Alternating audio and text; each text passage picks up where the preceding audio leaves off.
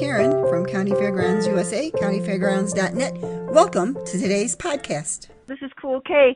Do I have Pippi the Montana Clown on the line with me? Hi, Pippi. How are you doing? I'm good. How are you? Oh, busy, normal. Hey, you've been at this for a long time. I see you do magic, balloons, and face painting. That's an awful lot. So how did you get started? Well, I got started. I've always directed plays. I like Greek tragedies, actually, as well as comedies and modern and classic theater. And then I was asked to direct a mimes company in San Francisco, Leonard Pitt. And there were maybe 25 people in it, and they were all street performers and had been through his class. And wild. It was a wild event, not exactly like classic theater. And then one of them was Bob Taxon, who used to teach at New College. I mean, not at New College. That's where I went to school. At Clown College. He taught at Clown College in Florida, Ringling Clown College. And he had also been with the circus. And then he taught me a lot, and he said, "You'll be a great clown." And I was going, "I don't know if I'm even funny. I'm pretty serious." And he said, "You'll be a great clown." So he trained me to be a clown, and he introduced me to Peggy Ford, who was also an alumni and performer with Ringling. And he and I, and later then she and I, and sometimes the three of us, performed together for many, many years. And Peggy became director at the Circus Center in San Francisco, and I did many different things with her there. And then it just sort of took off. I mean, I had one gig, and then I got another, and then I got another, and then I was booking so many I could book other people, and I had a company, and we did so many great events, so many in the Bay Area. That was in San Francisco. And we did that for over 20 years. So that was really 24/7, yeah. You do a lot of stuff. Your website says you do magic and balloons and face painting. I mean, one just doesn't become a magician overnight. How did that happen? Well, Bob Taxon was a magician, and he trained me a lot in it. And I learned balloons from a million different people. And face painting, I picked up from a lot of different people, and I've taken classes in all of those things. And I think it was hard for me to do magic because I knew, I just wasn't made for it. But pretty soon I was addicted to it, and I just love that look of wonder and amazement. And it's the same look you get when you make something beautiful as a balloon. You create something, and the kids just love it. And it's just that look on their faces, and the face painting too, when they see the magical transformation where they're a tiger or a lion or a princess or whatever. It's just, anybody who does it can tell you, it's just really a wonderful experience. And it's been great for me as a clown. Are you a clown? No, I was a face painter, though, for years and years and years. And did you love that? Yes, it was fun, and I also ran an inflatable business. I used to run inflatables. Oh, that's a lot of work. Yeah. I carry a lot of things, but people who do inflatables carry way more weight than I do. I mean, when I unload at a fair, I have something for everything. I have games and balloons and face painting, but I also have things to create a parade and things to MC and things to do on stage and silly walk around. So I have beach balls and parachutes and, I have stuff. But it allows me to be prepared. Water balloons. I've been carrying a hose lately so I could fill my water balloons. It's been a perfect thing for this hot summer. Okay, so somewhere along the line, you became officially Pippi the Clown. Do you remember when that was? Not really, but it was a long time ago. I think it was, 20 or 30 years ago. I've been doing it a long time, and I have loved all of it. I mean, it's exhausting, but I it's very hermetic in a way, because I get up, I have a very long prep, like 4 to 6 hours, and to get ready, and that's if I set the magic and clean everything up and restock the supplies, balloons and face painting and various other things, flags.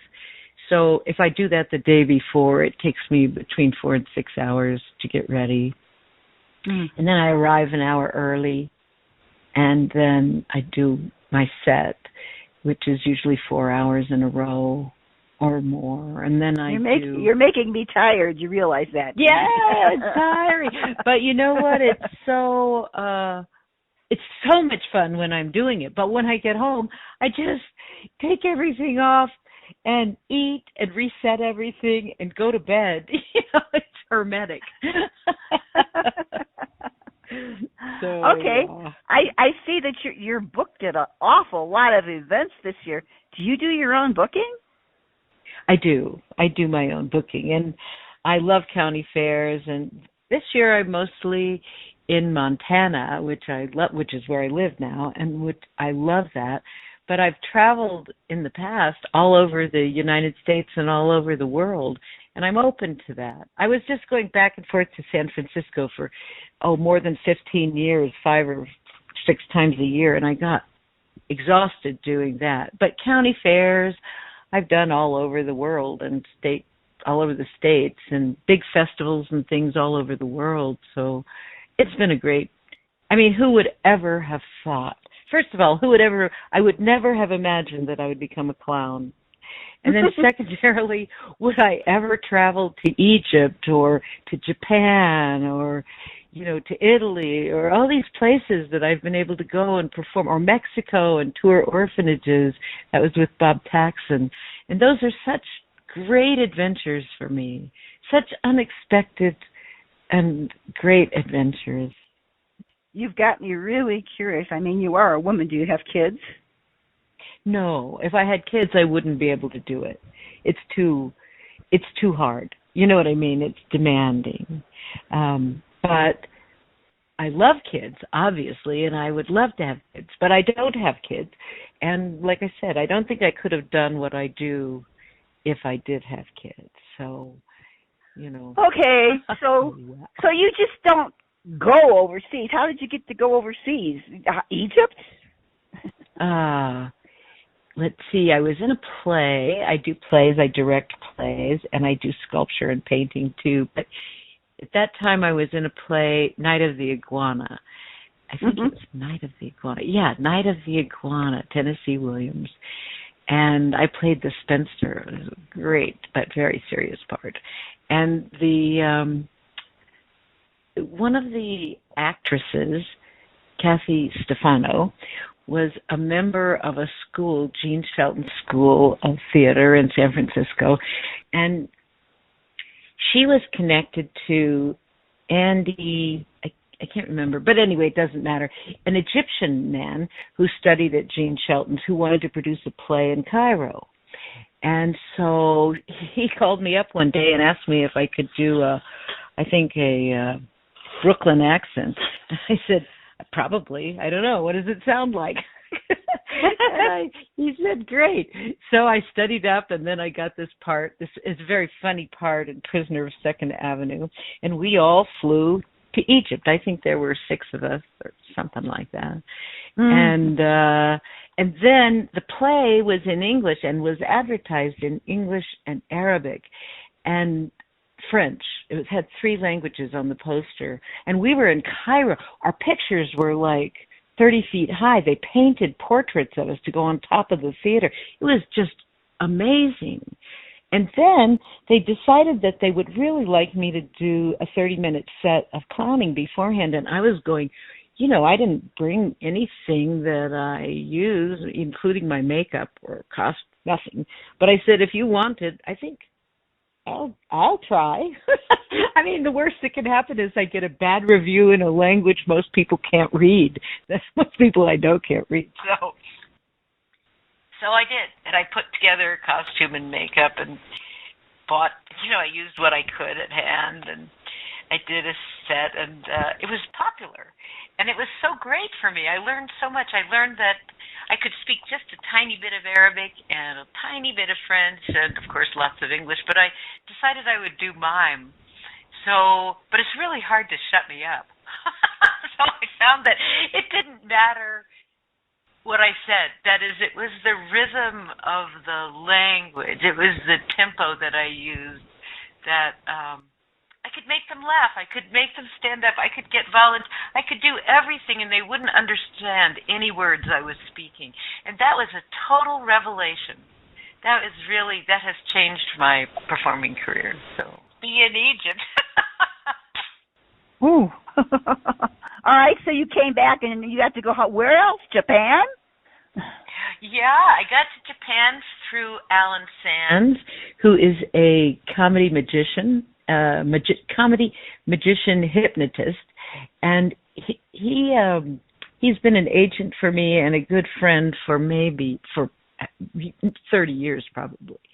And yes, he got me I know Ellen. Oh, do you? Oh, I've interviewed him. I've interviewed Ellen. Have you? Yes. Oh, great! Yes. I love him. I think he's been a really good friend to me. Anyway, he got me a job. He got me a lot of jobs, but this particular one was in Egypt for the World Friendship Festival in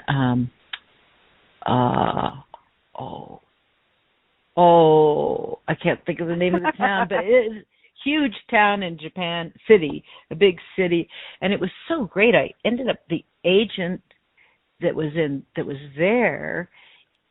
Anyway, that agent, the Japanese woman, was wonderful, and the people that worked for her were connected to samurai families and all kinds of historical stuff. And not only did I get to be the U.S. representative from the U.S. along with a stilt walker from L.A., but I also got to stay in a samurai's house and travel around the country and go to all these temples and shrines and everything. It was, that was an amazing experience also. Really great. Okay. All right. So you do balloons. Where did that come in? Well, everybody wanted clowns when I was a clown. When I started as a clown, all I could think of was to do. I didn't feel funny. I was terrified because usually when I did performance, I would be in a play. I would have lines and a costume and a stage and lights, lots of supporting stuff. But as a clown, you are the stage, you are everything. So I was terrified, and I did bubbles, which I learned to. I was a bubble philosopher. But anyway, that was very fun. And then I got people wanted me, kids say, "Will you make me a balloon?" And I would go, "Nah, I don't have any." So then I started talking to people I met, friends, and I learned. I think Bob Taxon taught me to do a dog balloon. He used to say, I can make anything you want, and they'll all look like dogs. So he taught me to make a dog. And then every time I was at an event and there were other entertainers there, I asked them, and they taught me a balloon sculpture. And then I got books, and I was a member of a balloon sculpting sort of club. We met occasionally, but we were all professionals in San Francisco.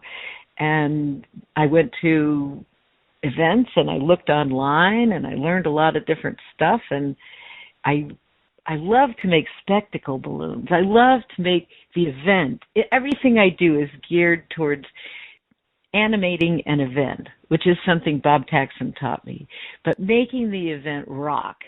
So the balloons, when you make big hats and things people can play with, it's immediately festive. And you'll immediately have a crowd, and you'll immediately have lines. So I've had 100 people and more in my lines. Now I strive not to have that many because, it's too much. But I have loved to do. Oh, and I worked for Red Skelton. I did his birthday party once, and I did magic, and I got this huge crowd. And then he came in, and he was so great. He did an hour and a half. He was in his 80s, I think, and he did an hour and a half solo on stage. And after we performed, and then he did, an act, and then we had a dinner the next night where he did a longer act, and he was an inspiration, totally inspiring. I loved it. Sounds like it. I hate to ask this question, but I'm really dying of curiosity. You're still doing a lot of shows, and you're no young spring chicken. How old are you? I'm 9,999. That's cheating. You don't get to be a clown right away. And my hair is pink, so it doesn't happen instantly. Oh, so you go through life with pink hair. Well, yes, of course. Pink hair and pink shoes and pink aprons. Oh, I like other colors too. And I've had different colors of hair because I wash my hair in pink lemonade, and that turns it bright. And then I put it in the cotton candy machine, and that curls it up. But it makes it a little sticky, but not too bad. It's sweet. So. Okay, so when you go to an event like at a county fair, are you self-contained? Do you bring all your own stuff? Do you do this on stage? I bring all my own stuff. I sometimes do stage. I think I'm most benefit when I can walk around and where I have a yard or some green area. I walk around, do magic, gather a crowd, and then I can run a set of games, and then I can do a magic show or the other way around, depending on how it works there. And then I can do balloon sculptures and then transition into face painting. Or sometimes at some fairs they want only one thing. They want me to walk around with magic, so I do that. And some fairs they want me to do mostly balloons, but not face painting because they have a vendor who does face painting, and I never want to, interfere with anybody else's act. Or they have a magician that's solely does magic. So then I do some magic for little kids, but I don't do things that compete at all with that person. And then I do some fairs love face painting, and I do an awful lot of face painting. But I try to do a little of everything. I almost always start out walking around and doing magic, almost always. And I can do a lot of different things, so I'm very flexible to change or to. It sounds to me like you're having a heck of a good time. I don't suppose you have any plans of ever stopping, right? No, I am having a heck of a good time, really a good time, and I can't believe it. I never would have imagined I would be a clown. Never. In my wildest dreams, it just didn't come up for me. But it has been such a blessing. I have a degree in Jungian psychology and mythology and things like that. So in a way, it's the lighter side of archetypal psychology. Clowns are archetypes. And when you're being your clown, which there's this quote that Texan told me, which is that when you put on your clowns, when they put on their makeup, they are revealing their soul. And I just love that. I feel that is so true for me, that there's something really magical and freeing for everybody when you are a clown. People tell you things that they would never tell anybody, and you have a great freedom to be stupid or to do the wrong thing or to not know or to be wondrous or to just be wild, to throw water balloons or do pies or, whatever is happening. So I feel blessed in my life. No, it sounds like it. So have you ever been married? Oh, yes, I was married for 3 years. We lived together for 4. No, we lived together for 3 and we were married for 4. That was Bob Baird, and he lives in Chicago and is now married to a woman he loves very much, and they're such a great couple. But we met in college, and I just fell head over heels in love with him. And then, later on, we weren't such a great, we were friends. We were very, very good friends. But I wanted to go on this wilder kind of road, and he was much more organized in his life and planned. So, we stayed friends, but it didn't work out for us to be married, and we didn't have any children or complications, it wasn't like that. So that worked out. And I loved being married. I mean, he was a great partner, and we had a wonderful time. He shared all the chores. We cooked together. We did a lot of stuff together, shared interest in the arts and philosophy and music. So I gained a lot. I don't have any regrets. Hey, I see these costumes. Who makes your costume ideas? Do you do this? Yes, I do. And I have them made. I sew, so I make a lot of stuff, but at some point I said, it's just not, I'm too busy to do all of it myself. So I make some things and I give things to other people. And I really love costumes. I've costumed lots of people in the Bay Area. I've costumed a lot of people, and I have a lot of costumes, and I'm available. I have a 24-foot truck loaded with costumes that I would love to provide people, which leads me to something that's been on my mind. I want to train. I want to pass this along. I want to train people in clowning. I would like to train the next generation. And people can reach me. I don't know if I should give out my phone number or if you want to. That's up to you. I always ask on these interviews. I'm here to help you, okay? So if you want to leave your phone number and your website and how people can contact you, my phone rings constantly all the time too. So go ahead. Yeah, you can call anybody that would like to do a clown workshop. Please call me 415-242-1962. And I'm at PippiTheClown.com, and my email is Pippi Jeanne, Jeanne, and it's Pippi is Pippi, like my hero, Pippi Longstockings. So Pippi Jeanne at yahoo.com. But that's an iffy, because like right now I have 1,000 emails that I haven't been able to get to. I'm performing all the time. I have 1,000 too. Yeah. And with this work, it's so annoying. I mean, so if you want to reach me, call or text. That way I definitely get it. And I'm happy to come to events. I'm still booking lots of events. And I'm booked on some dates way into the future, but I have lots of dates that are available. And my clown workshop, which I could develop for different communities, I can do it here at my house and studio, or I can travel to where you are to do it.